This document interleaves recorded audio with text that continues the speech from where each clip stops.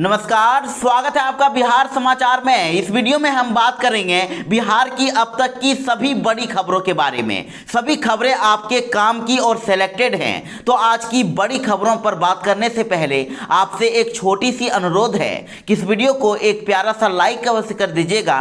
आपका लाइक करना ही हमारी मेहनत का फल होता है।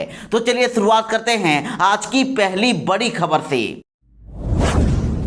बिहार में 25 मई तक लॉकडाउन लगाया गया है और इसी के बीच आज सरकार ने फिर से नई गाइडलाइन जारी कर दी है। कुछ नए नियम लागू कर दिए गए हैं और इस गाइडलाइन में इस बार लोगों को थोड़ी सी राहत भी दी गई है और थोड़ी सी सख्ती भी बरती गई है। बिहार में बाहर से आने वाले यात्री या फिर बिहार से बाहर जाने वाले यात्री अब प्राइवेट गाड़ियों का भी उपयोग कर सकते हैं, लेकिन उसके लिए उन्हें ट्रेन या फिर हवाई जहाज का टिकट साथ रखना होगा, तभी वे ऐसा कर सकते हैं। साथ ही अब अंडा, मछली व मांस ढोने वाली गाड़ियों के परिचालन को भी छूट दे दी गई है। अब पशुओं से जुड़ी गतिविधियों पर किसी तरह का प्रतिबंध नहीं है।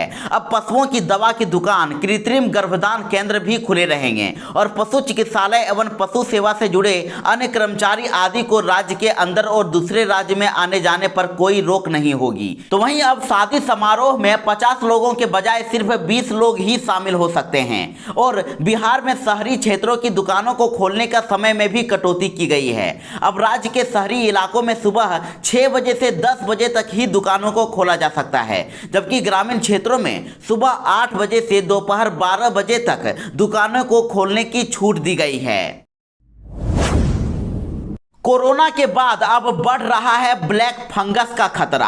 आज भी मिले 6 नए मरीज। जी हां, पोस्ट कोविड मरीजों में अब ब्लैक फंगस के मामले बढ़ते ही जा रहे हैं। यानी जो कोरोना से ठीक हो रहे हैं उनमें अब ब्लैक फंगस का भी मामला बढ़ता ही जा रहा है और बीते 24 घंटों में विभिन्न जिलों से ब्लैक फंगस के 6 और नए मरीज सामने आ गए हैं। इनमें पटना एम्स में 2 तथा बेरिंग रोड स्थित वेलोर ENT सेंटर में 3 मरीज शामिल हैं। इसके अलावा सासाराम के एक मरीज को कैमूर जिले के कुदरा स्थित रीना देवी मेमोरियल कोविड डेडिकेटेड हॉस्पिटल में भर्ती कराया गया है और बिहार में अब ब्लैक फंगस के 16 मरीज हो गए हैं। तो वहीं एम्स के डॉक्टर संजीव कुमार का कहना है कि यह एक फंगल संक्रमण है। यह तभी फैलता है जब शरीर की रोग प्रतिरोधक क्षमता कमजोर हो जाती है और कोई लंबे समय से बीमार हो या फिर लंबे समय से अस्पताल में ICU में भर्ती हो या वेंटिलेटर पर लंबे समय से हो, तब यह खतरा बढ़ जाता है। और अगर शरीर कमजोर हो जाता है तो यह फंगस नाक, चेहरा, गला और आंख और ब्रेन को पकड़ लेता है। जीतन राम मांझी ने बिहार सरकार से कर दी बड़ी मांग। कहा कि बिहार में बेरोजगारों को 5,000 रुपए भत्ता दे सरकार। जी हां, कोरोना महामारी के चलते लॉकडाउन में आर्थिक संकट से जूझ रहे बिहार के बेरोजगारों को 5,000 रुपए महीना बेरोजगारी भत्ता देने की मांग अब पूर्व मुख्यमंत्री जीतन राम मांझी ने कर दी है। उन्होंने ट्वीट करके यह मांग सामने रखी है। उन्होंने CM नीतीश कुमार से कहा है कि उनका अनुरोध है कि बिहार सरकार प्रदेश के बेरोजगारों को 5,000 रुपए बेरोजगारी भत्ता दे। उन्होंने कहा कि उनकी पार्टी ने चुनाव में इसकी घोषणा की थी। पिछले विधानसभा चुनाव में हम पार्टी ने वादा किया था कि उसकी सरकार अगर बनी तो बेरोजगारों को भत्ता दिया जाएगा। और साथ ही इधर मंगलवार को एक अन्य ट्वीट में जीतन राम मांझी ने केंद्र सरकार पर बिहार के साथ भेदभाव का भी आरोप लगाया था। मांझी ने अपने आधिकारिक ट्विटर हैंडल से ट्वीट करके लिखा था कि कई योजनाओं में केंद्र के हिस्से का पैसा बिहार को नहीं मिल रहा है और जिससे सूबे का विकास प्रभावित हो रहा है। और साथ ही उन्होंने कहा था कि मैं धन्यवाद देता हूं नीतीश कुमार को कि बिना केंद्रीय मदद के आपने आपदा की इस घड़ी में शिक्षकों का वेतन दिया। साथ ही ग्रामीण क्षेत्रों के लिए डॉक्टरों की नियुक्ति कर रहे हैं। प्रवासी मजदूरों के लिए एक बहुत ही अच्छी खबर है। बिहार सरकार ने प्रवासी मजदूरों के लिए एक बड़ा ऐलान कर दिया है। अब कोरोना काल में बिहार लौटे लाखों प्रवासी मजदूरों को सरकार देगी आर्थिक सहायता। आपको करना होगा रजिस्ट्रेशन। जी हां, कोरोना के दौरान बिहार लौटे प्रवासी व स्थानीय कामगारों को विशेष अनुदान का लाभ दिलाने की प्रक्रिया अब तेज हो गई है। राज्य सरकार के निर्देश पर क्वारंटाइन सेंटर और सामुदायिक रसोई में रहने व खाने वालों का अब रजिस्ट्रेशन होगा।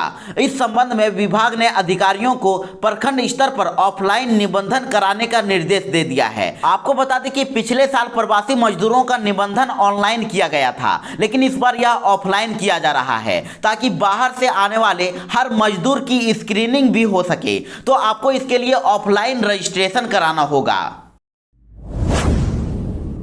तो अब कोरोना संक्रमण के साथ बढ़ा बाढ़ का भी खतरा।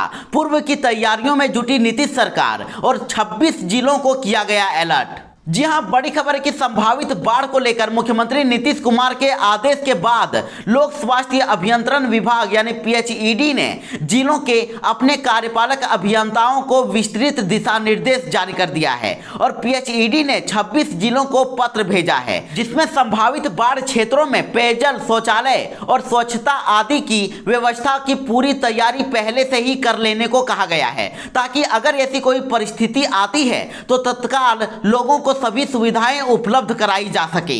आपको बता दें कि पटना, आरा, बक्सर, सारण, सिवान, गोपालगंज, मुजफ्फरपुर, वैशाली, पूर्वी चंपारण, पश्चिमी चंपारण, सीतामढ़ी, शिवहर, दरभंगा, मधुबनी, समस्तीपुर, खगड़िया, सुपौल, मधेपुरा, सहरसा, कटिहार, पूर्णिया, अररिया, किशनगंज, मुंगेर, भागलपुर और लखीसराय में इसको लेकर अलर्ट जारी कर दिया गया है।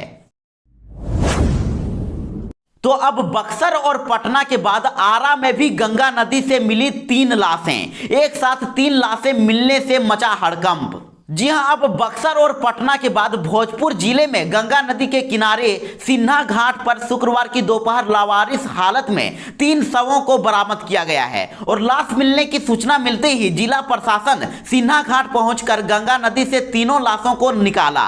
तो वहीं आपको बता दें कि 2 दिन पहले भी मोहली घाट स्थित पीपा पुल से एक शव को बरामद किया गया था। तो वहीं कहा जा रहा है कि शव बक्सर की तरफ से बहकर आ रहे हैं और कोरोना काल में एक साथ गंगा किनारे मिले इतने शव के बाद इलाके में हड़कंप मच गया है। तो वहीं प्रशासन अन्य पार्थिव शरीर की तलाश के लिए इलाके में नाव से खोजबीन कर रहा है और जिला प्रशासन द्वारा एक नंबर भी जारी कर दिया गया है और लोगों से अपील की गई है कि अगर नदी किनारे कहीं भी शव दिखाई देता है तो जारी किए गए नंबर पर सूचना कर दें।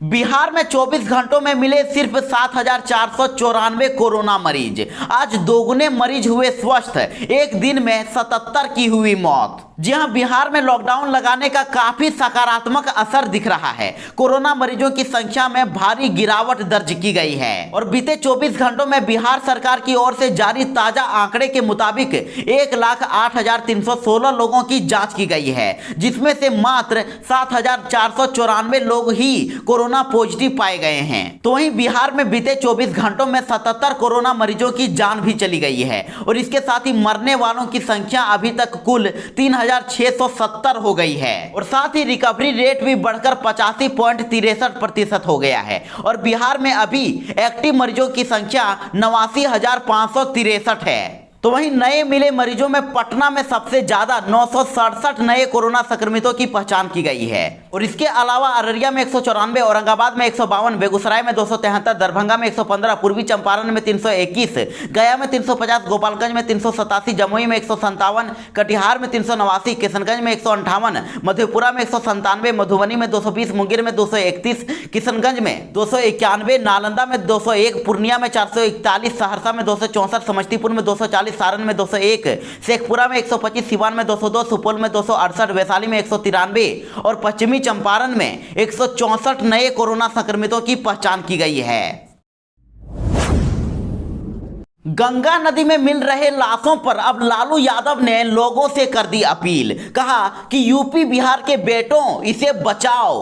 बिहार में जहां कोरोना संक्रमण की दूसरी लहर का कहर बढ़ता ही जा रहा है तो वहीं राजनेताओं की बयानबाजी भी जारी है और कोरोना जांच को लेकर विपक्ष लगातार मुख्यमंत्री नीतीश कुमार और बिहार सरकार पर हमला कर रहे हैं। तो वहीं बक्सर जिले में गंगा नदी में लाशें मिलने के बाद अब सियासत तेज हो गई है और इसी के बीच आरजेडी के राष्ट्रीय अध्यक्ष लालू प्रसाद यादव ने लाशों के मिलने के बाद बिहार सरकार पर निशाना साधा है। उन्होंने यूपी और बिहार के बेटों से जीवनदायिनी गंगा को बचाने की अपील की है। लालू यादव ने ट्वीट करके लिखा है कि गंगा मैया की गोद में लाशों का अंबार लगना बेहद चिंताजनक, दर्दनाक और शर्मनाक है। किसकी लापरवाही से ये सब हो रहा है? यूपी बिहार के बेटों, अपनी जीवनदायिनी गंगा मां को बचाओ। तो इधर तेजस्वी यादव ने भी बिहार सरकार पर हमला बोल दिया है। उन्होंने कहा है कि WHO व ICMR मानकों के अनुसार RT-PCR टेस्ट कोरोना जांच का गोल्ड स्टैंडर्ड है और उसे कुल जांच का 70% होना चाहिए, लेकिन बिहार में नीतीश सरकार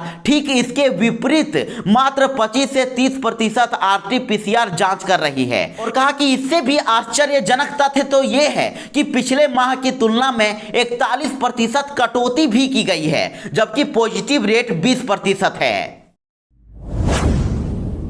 पप्पू यादव ने नीतीश सरकार से फिर से कर दी बड़ी अपील। कहा कि मुझे मारिए मत, बेटे की तरह काम करूंगा। जन अधिकार पार्टी के अध्यक्ष पप्पू यादव को बेहतर इलाज के लिए वीरपुर जेल से दरभंगा के DMCH में शिफ्ट कर दिया गया है। तो वहीं पप्पू यादव ने कहा है कि किडनी और कमर में दर्द की वजह से वे चल नहीं पा रहे हैं। उन्होंने कहा कि मेरे केस का कोई अता पता नहीं है, इसके बावजूद मैं परसों 18 घंटों तक कुर्सी पर बैठा रहा।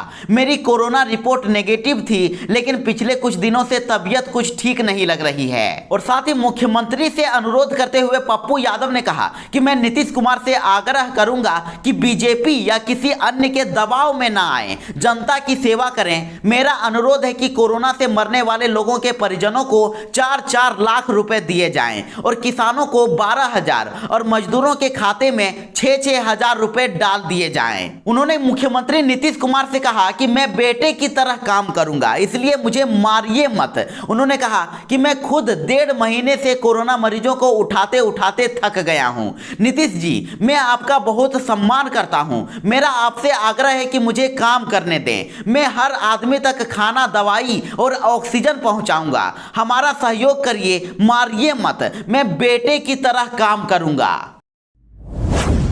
पप्पू यादव ने सीएम योगी आदित्यनाथ पर भी साधा निशाना और पूछा कि अब लाश का भी आधार कार्ड चाहिए क्या? बिहार के बक्सर जिले के चौसा महादेवा घाट पर बीते दिनों शवों का अंबार दिखने के बाद जमकर बवाल हुआ और बक्सर प्रशासन ने शवों को यूपी का बताया था। तो इस बात से नाराज यूपी सरकार ने बिहार के शवों की यूपी में अंतिम संस्कार पर रोक लगा दी थी। और इस बात से नाराज जाप सुप्रीमो पप्पू यादव ने यूपी के सीएम योगी आदित्यनाथ पर अब जमकर निशाना साधा है। उन्होंने ट्वीट करके कहा कि बिहार का शव काशी बनारस में ही जलेगा और यूपी सरकार क्या ढोंगी योगी शव जलाने में वन नेशन नहीं रहा? क्या अब लाश का भी आधार कार्ड चाहिए क्या, बेशरम? तो वहीं आपको बता दें कि बिहार के बक्सर जिला प्रशासनिक अधिकारियों ने ये स्पष्ट कह दिया था कि ये शव बिहार के नहीं हैं, सभी शव यूपी से बहकर आए हैं। क्योंकि अब ये आ ही गए हैं तो ऐसे में उसे डिस्पोजल करना हमारी जिम्मेदारी है, लेकिन ऐसा दोबारा ना हो, इसी वजह से यूपी और बिहार के बीच गंगा में महाजाल लगा दिया गया है ताकि शव इधर ना आ सके। तो अब तेजस्वी यादव और सांसद पशुपति के लापता होने के भी लग गए पोस्टर। 51,000 का है इनाम। जी हाँ, बड़ी खबर है कि राघोपुर प्रखंड क्षेत्र की विभिन्न पंचायतों की गलियों एवं मोहल्लों की दीवारों पर इन दिनों 2 नेताओं के लापता होने के पोस्टर दिख रहे हैं। और पोस्टर में राघोपुर के विधायक और प्रतिपक्ष के नेता तेजस्वी यादव और हाजीपुर के सांसद पशुपति कुमार पारस को आक्रोशित ग्रामीणों ने लापता बताया है। और जिनके घरों पर पोस्टर हैं वो बता नहीं पा रहे हैं कि इसे कब लगाया गया है। और पोस्टर में लिखा गया है कि चुनाव जीतने के बाद दोनों माननीय अपने अपने क्षेत्र से लापता हैं। इस कोरोना महामारी में भी इन लोगों को क्षेत्र की जनता का हालचाल पूछने की कोई भी चिंता नहीं है। इन लोगों को यहाँ की जनता खोज रही है और जिन भाइयों को ये दोनों माननीय मिल जाए उन्हें 51,000 रुपए दिया जाएगा। और जब लोगों से इस संबंध में पूछा गया तो उन्होंने कहा कि हम लोगों के घरों में बाढ़ का पानी कई बार आ चुका है और कोरोना महामारी के बीच स्थिति खराब है और ऐसे समय में भी दोनों माननीय हम लोगों का हालचाल पूछने भी नहीं आते हैं। और जब चुनाव आता है तो इन लोगों को हमारी याद आती है। तो पीएम किसान सम्मान निधि योजना की 8वीं किस्त जारी हो गई है और आपके खाते में अभी भी पैसा नहीं आया है तो शिकायत कर सकते हैं। जी हां, प्रधानमंत्री किसान सम्मान निधि योजना के तहत पीएम मोदी ने योजना की 8वीं किस्त के रूप में 2-2 हजार रुपए रजिस्ट्रेशन कराए हुए किसानों के खाते में डाल दिए हैं और इस योजना के तहत 9.5 करोड़ किसान रजिस्टर्ड हैं जिन्हें इसका लाभ मिला है। और अगर अभी भी आपके खाते में पैसा नहीं आया है तो आप अपनी शिकायत दर्ज करा सकते हैं। इसके लिए आप 01124300606 हेल्पलाइन नंबर पर कॉल कर सकते हैं। मास्क नहीं पहनने पर 13 दिनों में 45,000 लोगों ने दी फाइन। बिहार में हर दिन पकड़े जा रहे हैं 4,000 लोग। जी हां, कोरोना संक्रमण के लगातार बढ़ते प्रकोप के बीच अब भी कुछ लोग मास्क लगाने और सोशल डिस्टेंसिंग का पालन करने में कोताही बरत रहे हैं और इसको लेकर पूरे राज्य में बिहार पुलिस की ओर से जारी की गई कार्यवाही के अनुसार हर दिन करीब 4,000 लोगों को बगैर मास्क के पकड़ा जा रहा है। और बिहार पुलिस की रिपोर्ट के अनुसार 1 मई से अब तक यानी कि टोटल 14 दिनों में करीब 45,000 से अधिक लोगों को पकड़ा गया है और अब तक 20 लाख से अधिक का जुर्माना केवल मास्क नहीं पहनने वाले लोगों से वसूला गया है। आपको बता दें कि गृह विभाग के द्वारा लॉकडाउन की नई गाइडलाइन के तहत अनिवार्य सेवा व अपवाद स्वरूप छूट दिए गए वाहनों के अलावा अन्य किसी के भी बिना जरूरी कारण बाहर निकलने पर जुर्माना लगाया जाएगा और इसके तहत 2,000 रुपए तक का जुर्माने का प्रावधान है।